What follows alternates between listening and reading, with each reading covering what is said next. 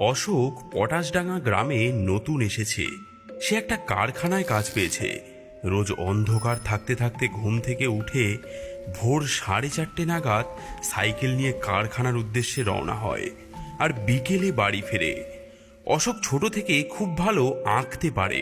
সন্ধেবেলা বসে বসে নানা রকম ছবি আঁকে। ওর আঁকা ছবি সারা ঘরে সাজানো আছে।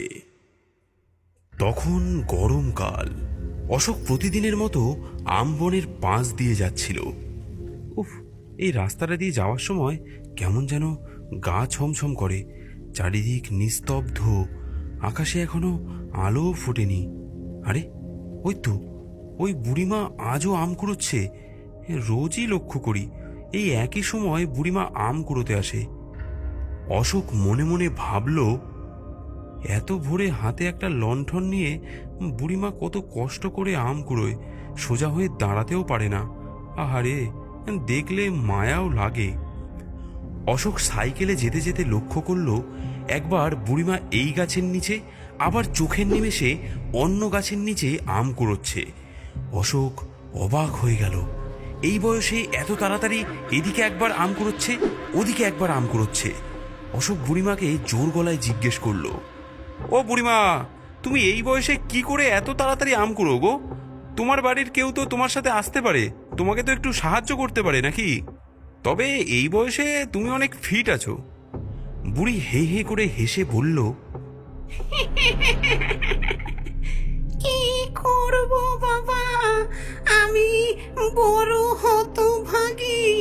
আমার স্বামী, ছেলে, বউ কেউ বেঁচে নেই।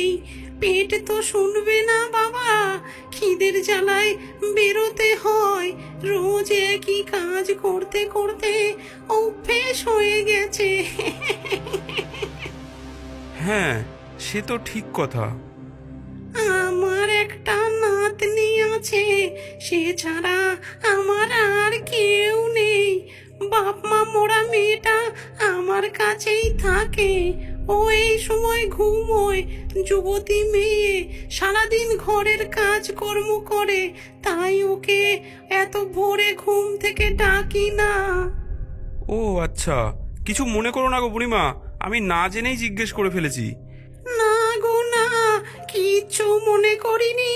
তুমি এ গায়ে নতুন এসেছো, তাই না?